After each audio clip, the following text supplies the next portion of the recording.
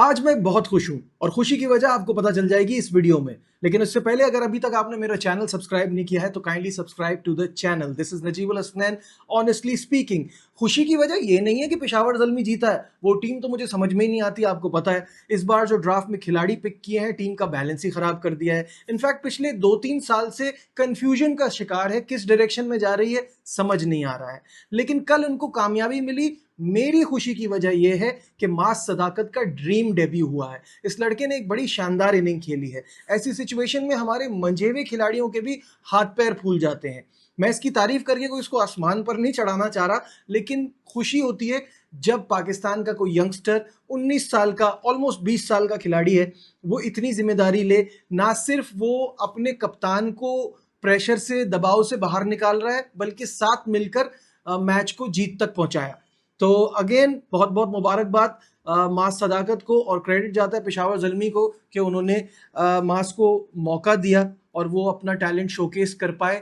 अब इसी तरह से खेलना है और ऐसी रिस्पॉन्सिबिलिटी लेनी है, क्योंकि इस तरह के यंगस्टर्स की पाकिस्तान में मुझे तो बहुत कमी दिखाई देती है। खैर, बज़ाहिर तो उन्होंने 33 बॉल्स पे 55 किए, बट सिचुएशन के हिसाब से, पिच के हिसाब से ये अच्छा स्कोर था। इनफैक्ट बाबर आजम ने भी बाद में कहा कि क्रेडिट मास को जाता है, जिस तरह से उन्होंने प्रेशर को हैंडल किया और बाबर का साथ दिया। शुरुआत से शुरू करते हैं। जहां उमूमन इस्लामाबाद यूनाइटेड को हम देखते हैं कि बड़ा रन करके सामने वाली टीम को प्रेशर में डालते हैं। कल मुझे टॉस कुछ समझ में नहीं आया, क्योंकि यहाँ अर्ली ऑन बॉलर्स को मदद मिलती है, लेकिन शायद इस्लामाबाद यूनाइटेड के जहन में ये होगा कि अगर हम यहाँ पे 170-75 भी कर देते हैं तो ये पेशावर ज़ल्मी के बस की बात तो है नहीं। क्योंकि हमने हमेशा देखा है बाबर आजम एंड कंपनी जब भी 150-160 तक का स्कोर होता है ना, तो इनके लिए चेस करना बड़ा आसान हो जाता है। जहां इससे ऊपर जाता है तो ये उसको टाप नहीं पाते, इनके पता नहीं हाथ पैर फूल जाते हैं, इनसे बड़े रन चेस होते नहीं हैं। तो शायद इस्लामाबाद यूनाइटेड के जहन में ये चीज चल रही होगी टॉस के टाइम पे। दोनों टीमों ने 4-4 चेंजेस किए। अब इस्लामाबाद यूनाइटेड के चेंजेस पर नजर डाली जाए तो बहुत ही अजीब लगता है। इनफैक्ट अभी क्या, मैच के दौरान भी मुझे लग रहा था कि एंड्रेस गाउस, जो कि विकेट कीपर है अमेरिका से जिनका ताल्लुक है, उनको ड्रॉप करना कोई अक्लमंदी की बात नहीं है। एंड जेसन होल्डर जिस तरह की फॉर्म में थे, उनको रेस्ट देना, ये भी मुझे कुछ समझ नहीं आया। तो शायद यही वजह है कि जो चेंजेस कल किए, हम इनकी रोटेशन की, इनकी प्लानिंग की तारीफ करते हैं, कहीं ना कहीं इनसे भी कल कुछ गलतियां हुई हैं जिसकी वजह से रिजल्ट इस तरह का आया है। खैर, जब शुरुआत हुई इस्लामाबाद की इनिंग की, तो हम सबको पता है कि साहबजादा फरहान कितने डेंजरस साबित हो सकते हैं। सिफर पे बाबर आजम ने उनका कैच छोड़ा तो लगा कि ये तो इनके हाथ से अब मैच निकल जाएगा, बट ऐसा कुछ खास हुआ नहीं। साहबजादा फरहान स्कोर 36 ऑन 35 एंड कायल मेयर्स स्कोर 18 ऑन 18, यानी 58 रन इस ओपनिंग पार्टनरशिप ने जोड़े। और उसके बाद तू चल में आया, एक के बाद एक खिलाड़ी आ रहा था और जा रहा था। कुछ समझ नहीं आ रहा था कि किस तरह की क्रिकेट खेल रहा है इस्लामाबाद यूनाइटेड, एक ऐसी टीम जो कि शुरुआत से टॉप पर है और पिछले 2 मैचेस में बिल्कुल ही अलग नजर आ रही है। Poor cricket, full of flaws, ये हम इस्लामाबाद यूनाइटेड से एक्सपेक्ट नहीं करते। खैर, क्रेडिट जाएगा मोहम्मद अली को, जिनके पहले ओवर में 1 छक्का और 2 चौके लगे, यानी 15 रन पड़ गए थे इस ओवर में। लेकिन उसके बाद जब बाबर आजम उनको दोबारा अटैक में लाए तो उन्होंने बड़ी शानदार बॉलिंग कराई। पहले उन्होंने कायल मेयर्स की विकेट ली, उसके बाद उन्होंने कमाल ही कर दिया। तीसरे ओवर में ना सिर्फ रन बचाए, बल्कि इसके साथ साथ उन्होंने कॉलिन मनरो और साद मसूद को भी आउट किया। तो जस्ट इमेजिन कि पहले ओवर में किसी खिलाड़ी के 15 रन पड़ जाते हैं और फिर उसके बाद वो अपने 4 ओवर ख़त्म करता है, तो उस वक्त स्कोर होता है, मतलब उस वक्त उसने, उसके 4 ओवर में उसने रन दिए होते हैं 26 और 3 खिलाड़ियों को आउट किया होता है। तो this is very good. Credit Mohammad Ali को मिलना चाहिए, बहुत ज़बरदस्त बॉलिंग की, अपने एक्सपीरियंस का फुल इस्तेमाल किया उन्होंने। Alzarri Joseph, Luke Wood, Ahmed Daniyal, Hussain Talat, Saim Ayub, सब ने एक एक खिलाड़ी को आउट किया। तो गिरते पड़ते Islamabad United manage to score 143, जो कि उसी वक्त पता चल गया था, जैसे मैंने पहले कहा, 150, 150, 160 तक स्कोर होता है तो पेशावर बहुत कंफर्टेबल फील करता है चेस करने में। तो यही सिचुएशन थी।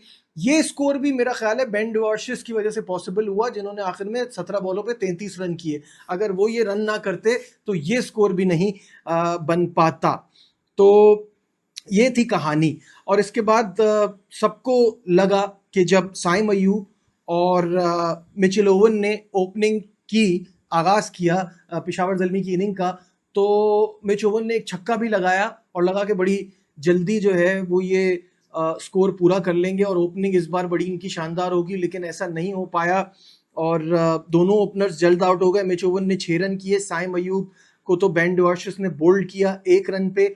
मेरे हिसाब से पेशावर ज़ल्मी की problem is the opening stand, उनको वो स्टार्ट नहीं मिल रहा है। इसको कंपैरिजन अगर इसका किया जाए ना, तो मैं आपको बताऊं कि 2024 में जो इनकी ओपनिंग पार्टनरशिप रही है, 11 इनिंग्स में 592 रन्स जोड़े हैं 2024 के पीएसएल में, जिसमें 53.8 का एवरेज बनता है।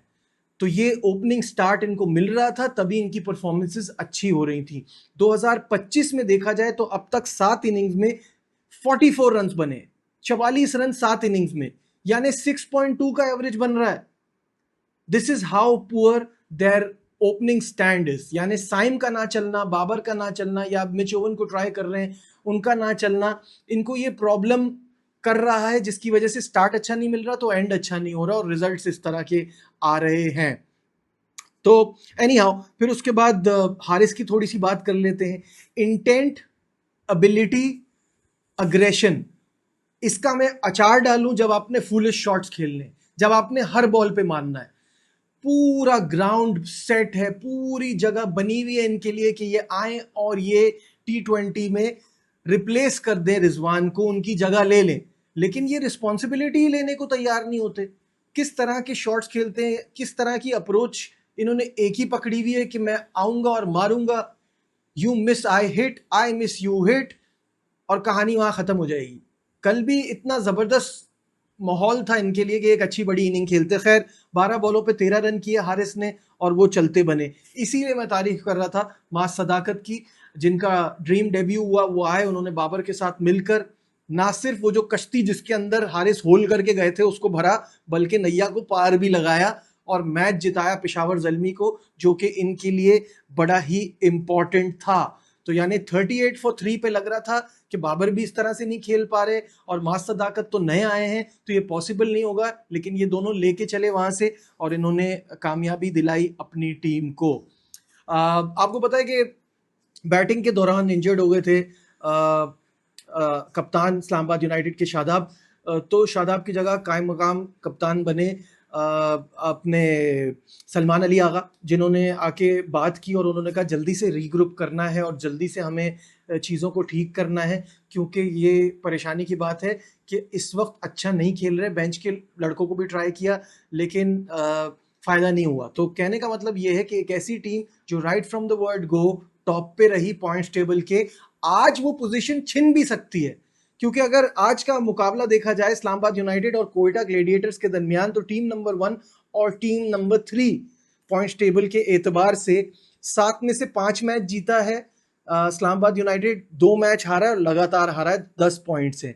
7 में से 4 मैच जीता है कोयटा ग्लेडिएटर्स, 2 हारा और एक वो मैच जो आपको याद है जो नो रिजल्ट रहा था, उसका भी 1 पॉइंट है। तो इनके 9 पॉइंट्स हैं, जिनके लिए कहा जा रहा था कि इनकी टीम, इन्होंने थोड़ी सी अजीब सी बीच में जब इन्होंने शोएब मलिक को खिलाया और इस तरह की चीजें हो रही थी, लग रहा था कि ये टीम कितना खराब खेल रही है।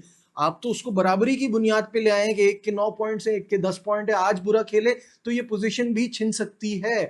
तो एक्साइटिंग मुकाबला होगा। आई थिंक इस्लामाबाद यूनाइटेड को बहुत अच्छी तरह से जागना पड़ेगा, क्योंकि वो जो बीच में गैप आया, लगातार 5 मैचेस जीते और फिर 2 मैचेस हारे, वो गैप जो है उसकी वजह से वो थोड़े से रस्टी हो गए हैं और गलतियां कर रहे हैं।